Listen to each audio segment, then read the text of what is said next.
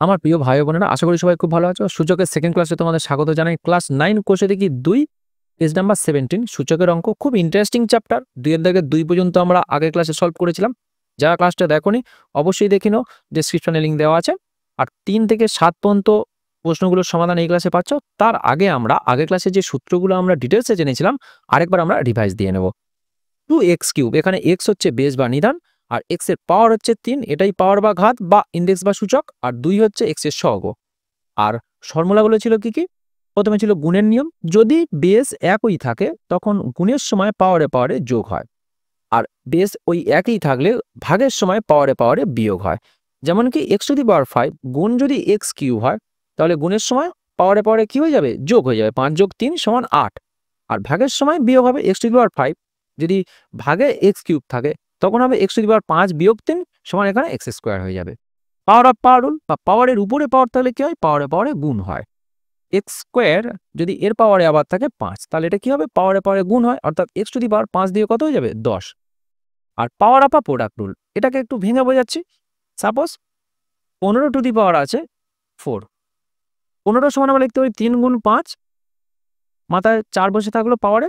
এটাকে আমরা ভেঙে লিখতে পারি 3⁴ × 5⁴। এই হচ্ছে পাওয়ার অফ প্রোডাক্ট রুল, যে xy whole to the power is equal to x to the power into y to the power. এটা y টু দি পাওয়ার, এটাকে আমরা ভেঙে এইভাবে লিখতে পারি।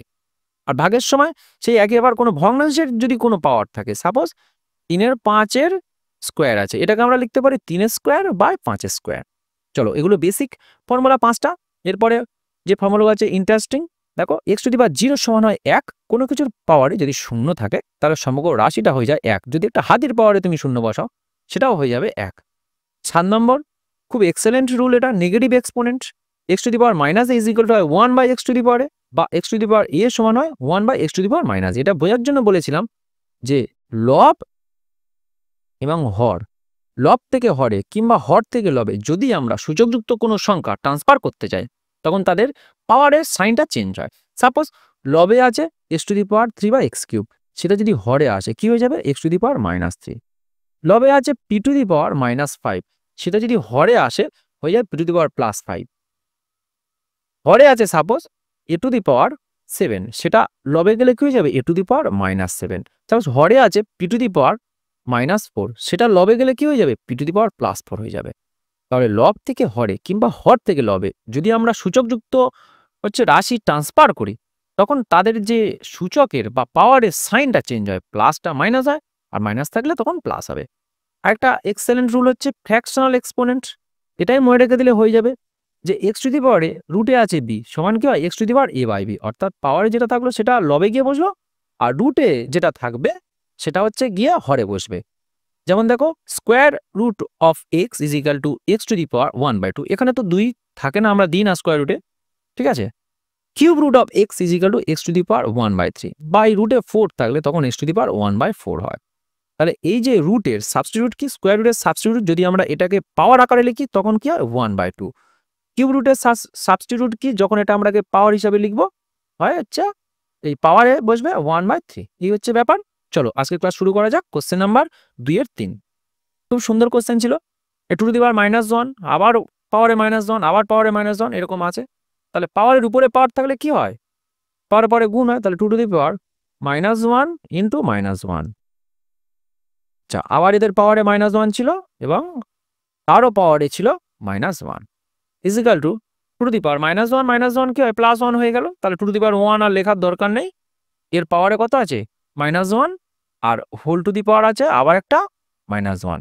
তাহলে 2⁻1 আবার -1 গুণ হবে, 2⁻1 ইন্টু -1 ইজ ইকুয়াল টু 2⁻+1 বা 2 হচ্ছে অ্যান্সার। ওকে, নেক্সট ওয়ান 2 এর 4, খুব সুন্দর প্রশ্ন। দেখো 8 নম্বর ফর্মুলাটা কি বলেছিলাম যে x⁻a আছে আর যদি রুটে থাকে b এটা সমান হয় x⁻a/b। এই পাওয়ারে যে এটা থাকে এটা লবে বসে, আর রুটে যে বিটা থাকে এটা গিয়ে ওই এর নিচে হরে বসে। তাহলে x⁻a আর রুটে যদি b থাকে এটা সমান হয় x⁻a/b। তাহলে এই অনুরূপভাবে এখানে এই রাশিটা সমান কি হবে? a⁻−2/3, কারণ -2 লবে ছিল বসে গেল, আর 3টা রুটে ছিল ওটা ভাগ হিসাবে বসবে। আবার এই রাশিটা হবে b to the power minus 2/3, আবার এই রাশিটা হবে c to the power minus 2/3, আর বাকিগুলো যেগুলো ছিল বি, সি আর এ বসে যাবে। একসঙ্গে লিখে দিলাম এবিসি। তো এবিসিটা আমরা প্রথমে লিখে নিচ্ছি এবারে সেকেন্ড লাইনে। দেখো, যদি পাওয়ার একই থাকে, মাঝখানে সবার গুণ চিহ্ন থাকে এবং পাওয়ার যদি একই থাকে, এখানে কি বেসগুলো আলাদা কিন্তু পাওয়ার প্রত্যেকের একই, -2/3, -2/3, -2/3। তাহলে আমরা একসঙ্গে এবিসি লিখে আর সবার পাওয়ারে একটা -2/3 আমরা বসিয়ে দিতে পারি। X to the power a into y to the power a into z to the power a যদি হয়, এটাকে একত্রে আমরা লিখতে পারি x y z whole to the power a. তাহলে এইভাবে আমরা এবিসি, যেহেতু এদের মাঝখানে গুণ চিহ্ন আছে, এবিসি হোল টু দি পাওয়ার সবার মাথায় বসে দিলে -2/3। আবার আমরা সেই প্রথম সূত্রে চলে যাব যে বেস এখানে একই আছে এবিসি, তাহলে গুণের সময় কি হয়, পাওয়ারে পাওয়ারে যোগ হয়। এখানে এবিসি এর পাওয়ার কিছু নেই, মানে কি এক আছে, তাহলে এখানে এবিসি এর পাওয়ার হবে 1 প্লাস এই -2/3।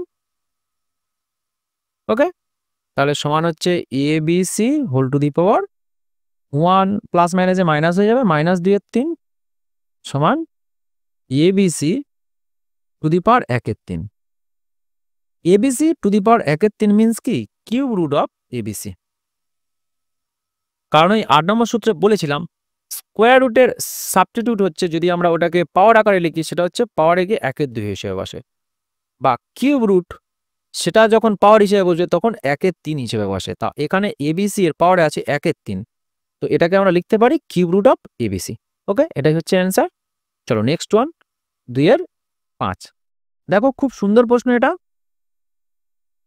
সেই তোমার 8 নম্বর রুলটা কি ছিল, যে স্কোয়ার রুটের সাবস্টিটিউট হচ্ছে পাওয়ারে 1/2, এটা আমাদের মাথায় রাখতে হবে।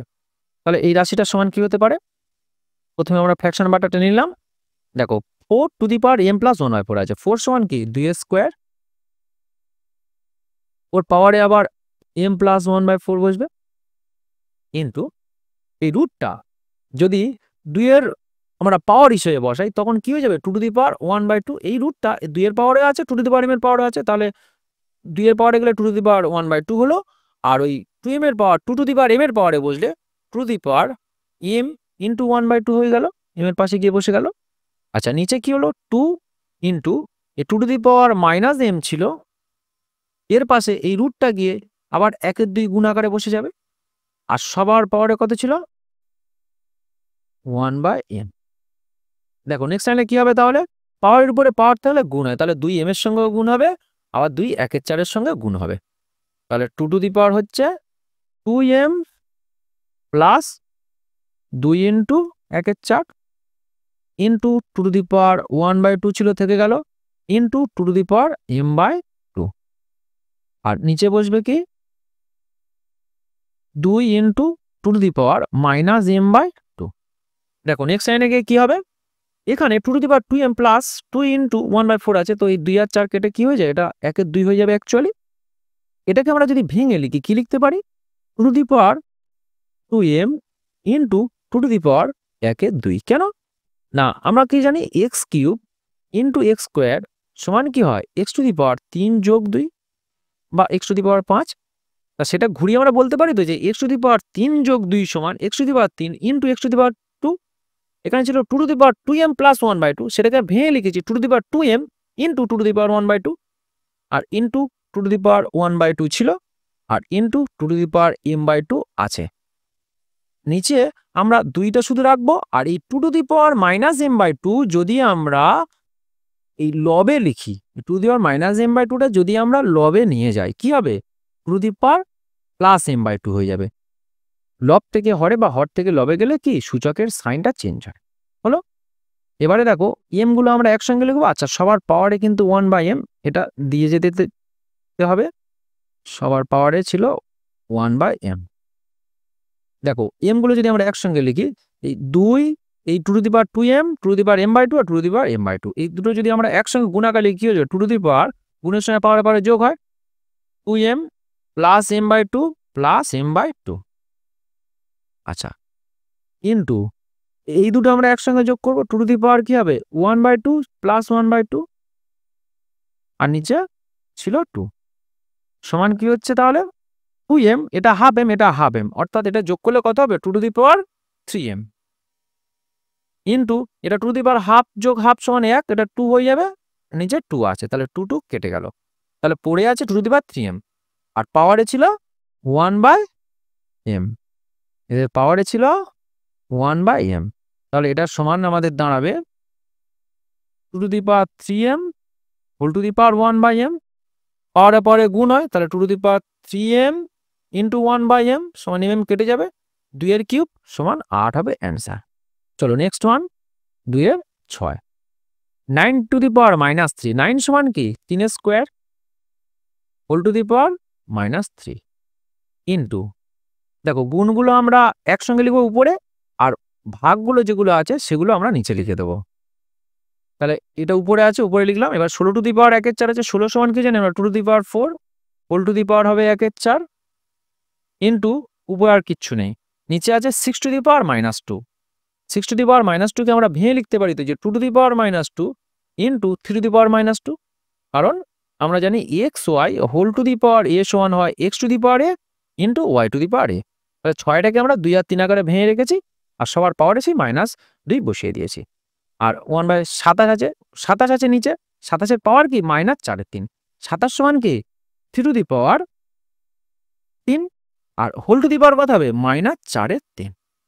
ওকে, আর নেক্সট স্টেপে গিয়ে কি হতে পারে, নেক্সট স্টেপে গিয়ে দেখো এখানে 3 টু দি পাওয়ার 2, আর পাওয়ারের উপরে পাওয়ার থাকলে কি হয়, পাওয়ারে পাওয়ারে গুণ হয়, x square whole to the power যদি 3 থাকে কি হয়, এক্স টু দি পাওয়ার 3 দিয়ে গুণ হয় 6, তাহলে এখানে 3 টু দি পাওয়ার কত হবে 3 দিয়ে 6 কিন্তু -6 হবে, গুণিতক এখানে 2 টু দি পাওয়ার 4 ইন্টু 1/4 হবে, অর্থাৎ সেই কি 1 হয়ে যাবে, 4 ইন্টু 1/4, তাহলে কেটে গিয়ে 1 হয়ে যাবে, আর নিচে হবে 2 টু দি পাওয়ার -2 আছে থাকলো ইন্টু 3 টু দি পাওয়ার -2 আছে থাকলো, আর ইন্টু 3 টু দি পাওয়ার হবে 3 গুণিতক -4/3, অর্থাৎ 3 3 কেটে যাবে। তাহলে এবারে দেখো এখানে হচ্ছে 3 টু দি পাওয়ার -6 যেমন আছে থেকে গেল into 2 whole divided by 2 to the power -2, এখানে 3 টু দি পাওয়ার -2 আর এটা 3 টু দি পাওয়ার -4, তা টোটাল কত হয়ে যাবে ইন্টু 3 টু দি পাওয়ার -6, এটা আর এটা টোটাল হয়ে যাবে 3 টু দি পাওয়ার -6, আর 3 to the power -6, 3 to the power -6 কেটে গেল, আর 2 উপরে ছিল, আর 2 টু দি পাওয়ার -2টা হরে আছে, হর থেকে যদি লবে যায় তখন কি হবে সাইন চেঞ্জ হয়ে যাবে, ইন্টু 2 টু দি পাওয়ার +2 হয়ে যাবে, তাহলে 2 স্কোয়ার হয়ে যাবে, তাহলে 2 স্কোয়ার 4 আর 2, 4 দিয়ে কত হয় 8, 8 হচ্ছে অ্যান্সার। চলো নেক্সট ওয়ান, কোশ্চেন নাম্বার 7, খুব সুন্দর প্রশ্ন। দেখো দেখো বেস যখন একই থাকে তখন গুণের সময় পাওয়ারে পাওয়ারে যোগ হয় এবং ভাগের সময় কি হয় পাওয়ারে পাওয়ারে বিয়োগ হয়, তো এখানে তাহলে কি হবে এক্স টু দি পাওয়ার এখানে ভাগ হচ্ছে, তাহলে পাওয়ারে পাওয়ারে বিয়োগ হবে, এ মাইনাস বি হবে এখানে, আর হোল টু দি পাওয়ার কত হবে, পাওয়ারে ছিল কি a square plus a b plus হচ্ছে বি স্কোয়ার ইন্টু, অনুরূপভাবে এটা হবে x to the power b minus c whole to the power হবে b square plus bc plus c square, এবং এটা কি হবে x to the power c minus a whole to the power c square plus c plus a square. পাওয়ারের উপরে পাওয়ার থাকলে কি হয় পাওয়ারে পাওয়ারে গুণ হয়, যেমন এক্স স্কোয়ার যদি এর পাওয়ারে আবার সাপোজ 5 আছে তখন কি হবে এক্স টু দি পাওয়ার 2 গুণ 5 অর্থাৎ এক্স টু দি পাওয়ার 10 হয়ে যায় এটা, তাহলে এখানে পাওয়ারে পাওয়ারে গুণ হবে, অর্থাৎ এ মাইনাস বির সঙ্গে এই রাশিটা কি গুণ আকারে বসবে, তাহলে দেখো এখানে হবে x to the power a minus b into a square plus a b plus b square, এটা হবে x to the power b minus c into b square plus bc plus c square, আর এটা হবে x to the power c minus a into c square plus c a plus square. Okay, তো এখানে এবার আমাদের একটা সূত্র জানতে হবে, উৎপাদকের সূত্র এ কিউব মাইনাস বি কিউবের উৎপাদকের সূত্র কি ছিল, এ কিউব মাইনাস বি কিউবের উৎপাদকের সূত্র ছিল a minus b into a square plus a b plus b square.